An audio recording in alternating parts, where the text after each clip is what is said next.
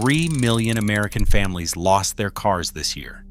Not because they stopped caring, not because they made reckless decisions, because the system that sold them those cars extracted its profit up front and left them holding every ounce of the risk. You won't believe who is actually in that number and how close it is to your driveway. Here is the first thing nobody told you when you were at the dealership. The average new car payment in America right now is over $700 a month on a loan that runs 6 years. That same vehicle loses a third of its value in the first 12 months. 6 years of $700 payments on an asset worth $15,000 less than you paid for it before the loan is even halfway done. That math only works if nothing in your financial life changes for 6 consecutive years. But everything changed. Energy went up, groceries went up, rent went up, insurance renewals came in higher. Every fixed expense surrounding that car payment got more expensive, while the payment itself stayed exactly where it was set on the day you signed. The car payment does not know your situation changed. The bank does not adjust it. And when the rest of the budget compresses around a payment sized for a different economic moment, that payment becomes the line that breaks everything else. For 3 million American households this year, that line broke. The vehicle that was supposed to represent freedom became the asset the bank came to collect before sunrise. The second thing nobody told you is who is actually in that 3 million. The headline makes it sound like a story about people who should never have qualified. It is not that story. Auto loan stress right now is worse than 2008, worse than 2001, worse than anything recorded in 30 years of tracking. And the people in that data have jobs. They have credit scores. They have financial lives that looked entirely reasonable at the moment they signed. The nurse who bought a new SUV in 2022 on a 6-year term because it was the only way to get the payment, under $800, is watching every other line in the budget go up while that payment stays perfectly still. The contractor who financed a work truck at peak markup is watching job margins compress while the fixed payment makes no sense at lower margins. The young couple who bought their first vehicle together and were told rates were going to fall and they could refinance within a year is still waiting for that conversation to happen. The rates did not fall. The refinance did not come. The payment stayed, and everything around it got more expensive. These are not cautionary tales about irresponsible people. They are accurate descriptions of what happens when an entire industry prices a product at the peak of a market cycle, and the buyers absorb all of the risk on the way back down. The third thing nobody told you is what a repossession actually costs, because the showroom never walked you through this part, and it is the part that follows you longest. When the lender recovers the vehicle, it goes directly to auction. The auction does not care what you paid or what you owe. It moves the vehicle at whatever price the market will bear in a market, simultaneously receiving inventory from 3 million identical situations. That clearing price is almost always significantly below the outstanding loan balance. The gap between what the vehicle sells for at auction and what is still owed is called a deficiency balance. In most states, the lender can pursue you for every dollar of it. So you lose the vehicle, your credit absorbs a hit that stays for 7 years, and a collection notice arrives for money owed on a car you no longer own. The vehicle is gone the morning the repo driver shows up. The financial consequences follow you for nearly a decade.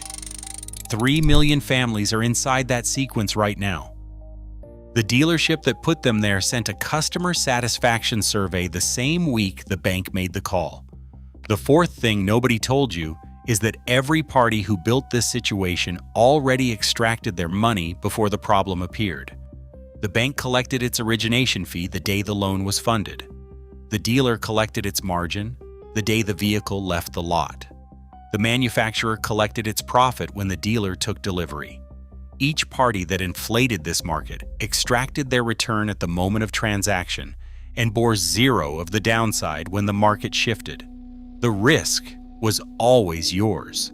It was structured that way from the beginning. When the vehicle lost value faster than the loan paid down, the bank did not absorb the difference.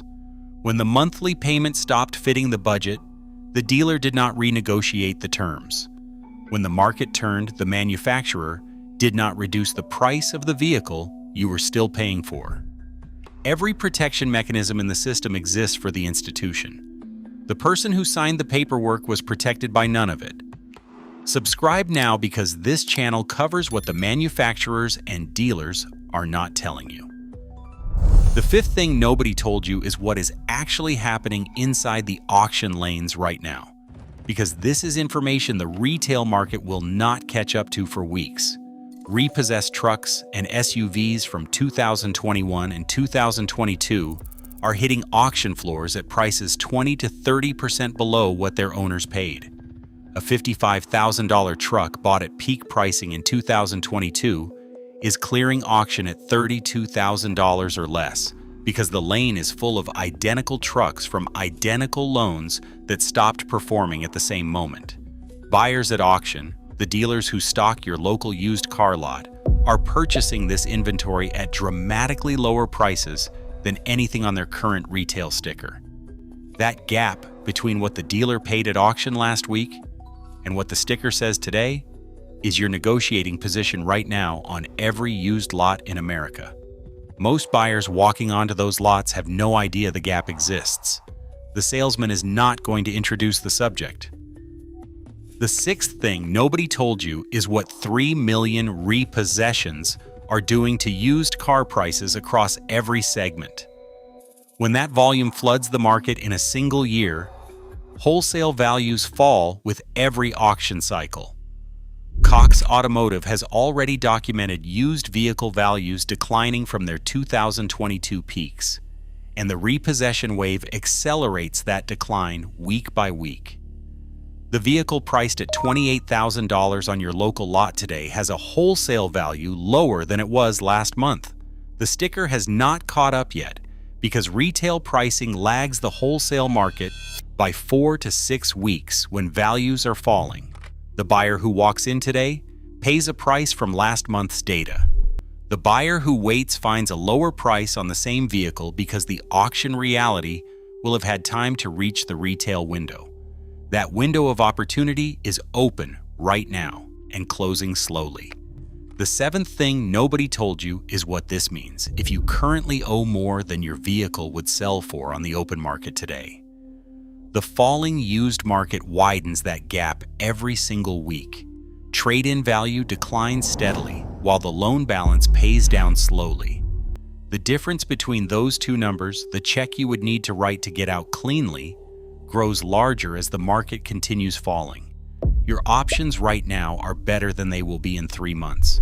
The window for exiting without writing a significant check closes in one direction only, and it does not reopen. You are not going to find a sentence explaining this in your financing agreement. That information existed at the time you signed. It just was never in the room when you needed it.